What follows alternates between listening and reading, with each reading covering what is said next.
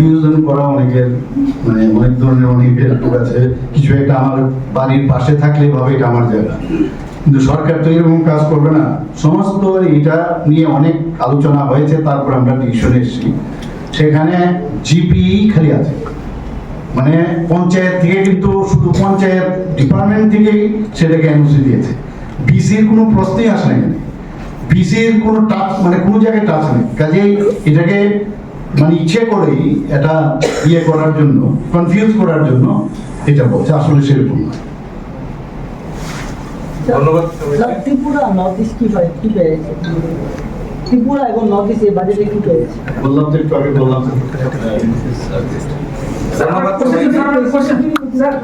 আমার কোশ্চেন ছিল, আপনি প্রায় এভারেস্ট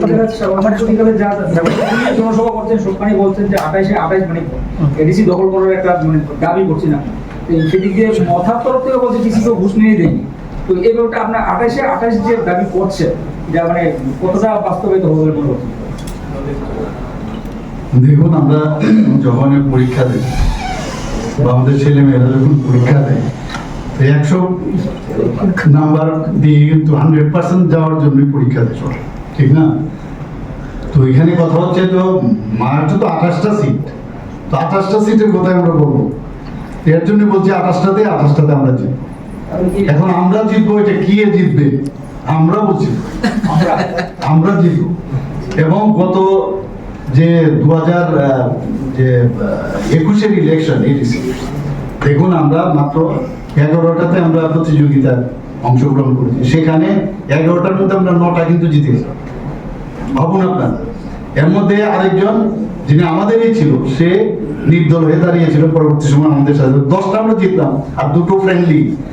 তাহলে আমি যদি তৎকালীন সময়ে আমরা যেভাবে মানে যে কোনো কারণেও আমরা যেভাবে অ্যালায়েন্সটা করাতে, এবং যে অ্যালায়েন্স পার্টনার যাদেরকে আমরা দিলাম 17টা, তারা কিন্তু একটাও জিতে পারে। তো সেই জায়গায় দাঁড়িয়ে মানে সিপিএমও সেখানে 0, কংগ্রেসও 0। তো এটার উপর ভিত্তি করে আমরা বলছি, যদি আমরা 28টাতে আমরা লড়ি, তো নিশ্চিত আমরা 28টাতে জিতব।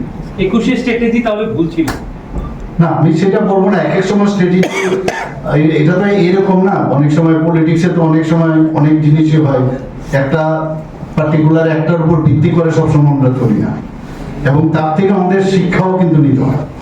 তার উপর ভিত্তি করে আজকে আমরা 28-এর কথা বলছি। এবং সেখানে যারা আমাদের অ্যালায়েন্স পার্টনার, যারা এখন বেশি করে বলছে বিষয়, এডিসিতে এটা বোঝার বিষয় আছে। এডিসিতে আমরা কিন্তু অপোজিশনে, আমাদের এখানে আছে অ্যালায়েন্স, তো সেটা 28-এ দেখা যাবে, কিন্তু আমরা কিন্তু এখন অপোজিশন যেহেতু আছি, তো এখানে আমরা সেইভাবে আমরা কথাবার্তা বলছি, আমরা চিন্তা ভাবনা করছি। কথা বলে রেবতী বাবু আপনার পাশে হাসছেন, এডিসিতে ফেস কি হবে? না, আমি তো বললাম তো, আমরা 28-ই না, ফেস কি হবে, পার্টির ফেস কি হবে?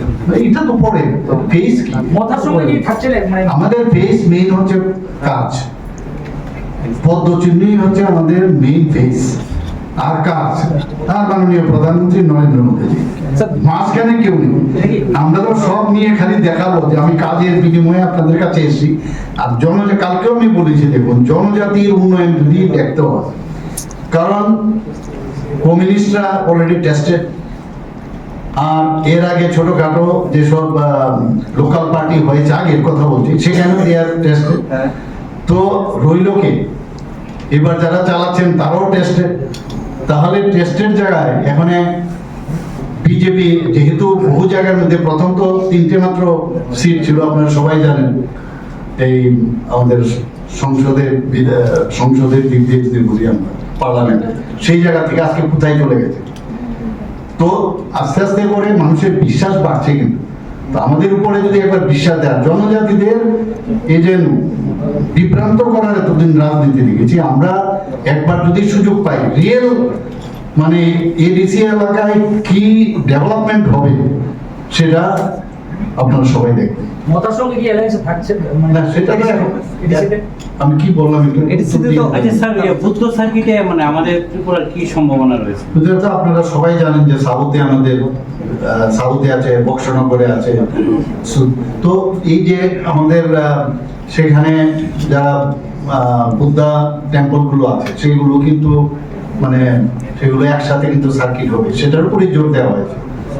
এবং বহু পিলগ্রিমস আছে যারা এখনো বাংলাদেশে আছে, মানে বুদ্ধিস্ট, তারাও কিন্তু এখানে আছে। এবং সাউথ ইস্ট এশিয়ার বহু জায়গা আছে, আপনারা সবাই জানেন, সেখান থেকেও এই ধর্মাবলম্বী যারা আছেন, এছাড়াও সাধারণ অন্যান্য ধর্মের যারা আছেন তারাও কিন্তু আছে। এটা একটা বিরাট আমাদের জন্য একটা